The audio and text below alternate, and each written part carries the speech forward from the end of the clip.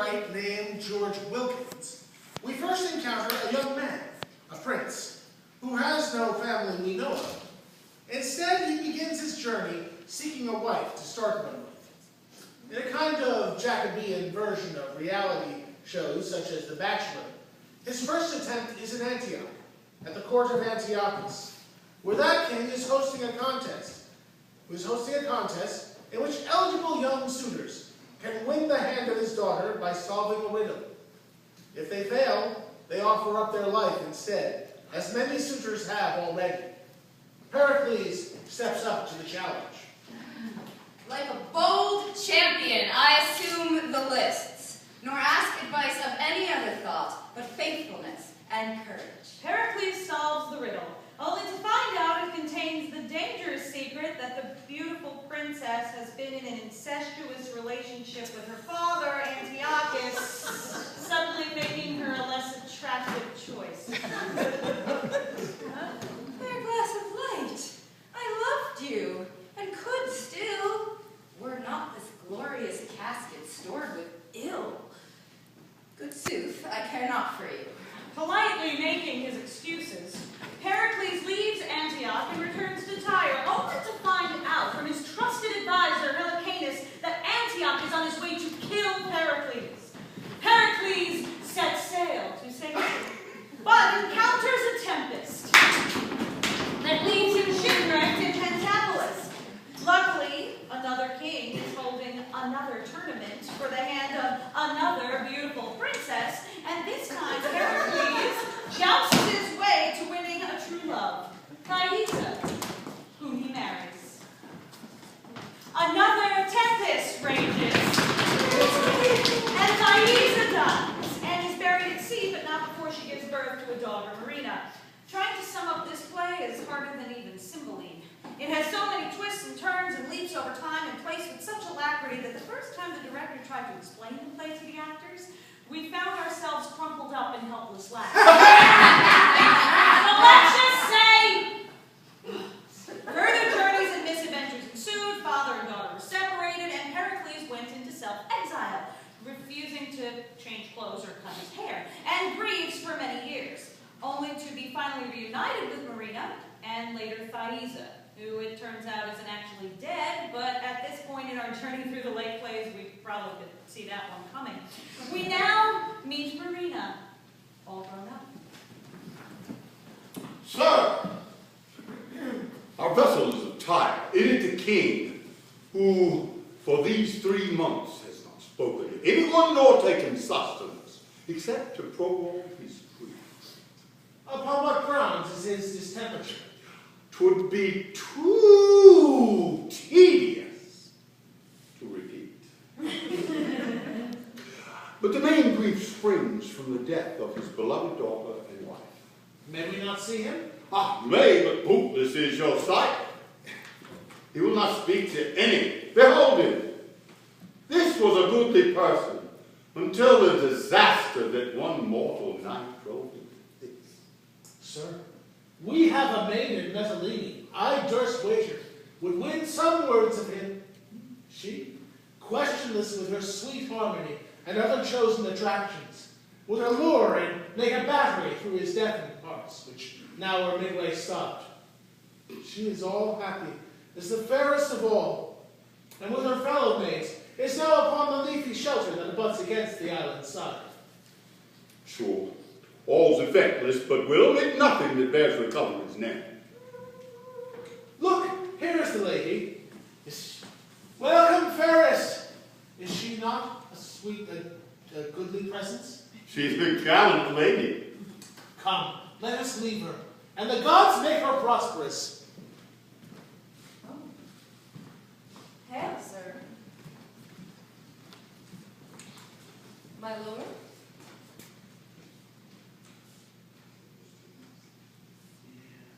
Lend ear. I am a maid, my lord, that ne'er before invited eyes, but have been gazed on like a comet. She speaks, my lord, that maybe hath endured a grief, might equal yours, if both were justly weighed. Though wayward fortune did malign my state, My derivation was from ancestors who stood equivalent with mighty kings. But time hath rooted out my parentage, into the world and awkward casualties, bound me in servitude.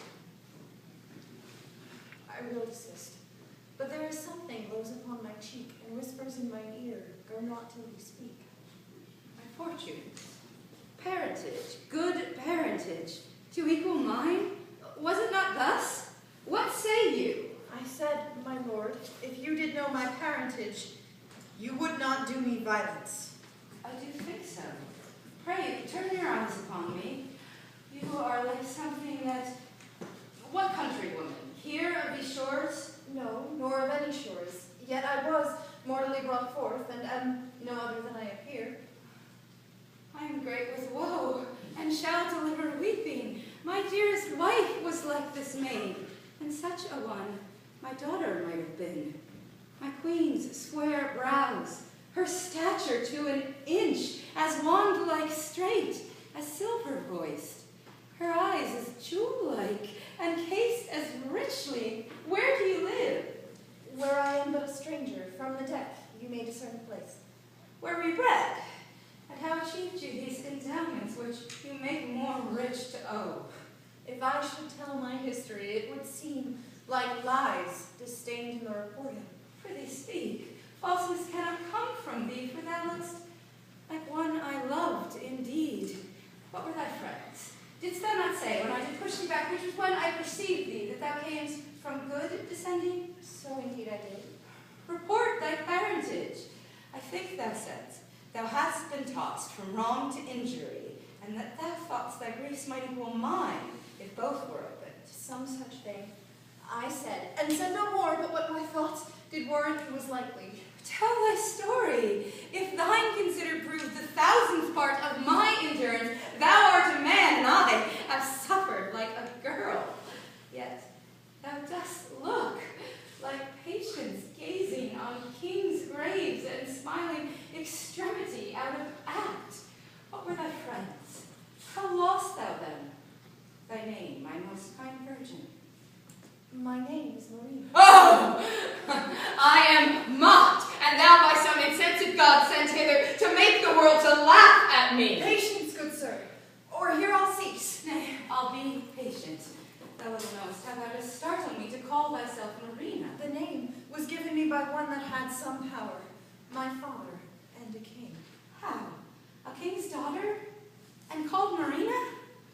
You said you would believe me, but not to be a troubler of your peace, I will endure.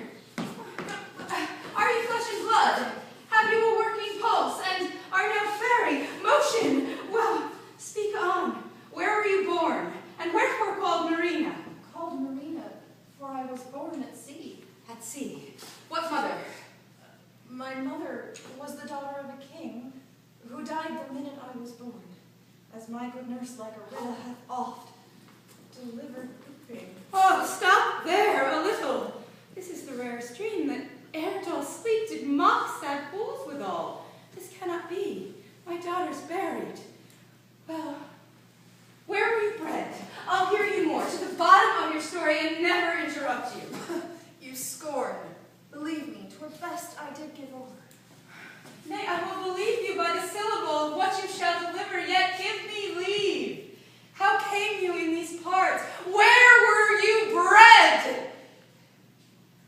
The king, my father, did in Tarsus leave me, till cruel Cleon and his wicked wife did seek to murder me, and having wooed a villain to attempt it, who having drawn to do it, a crew of pirates came and rescued me, brought me to Mitylene.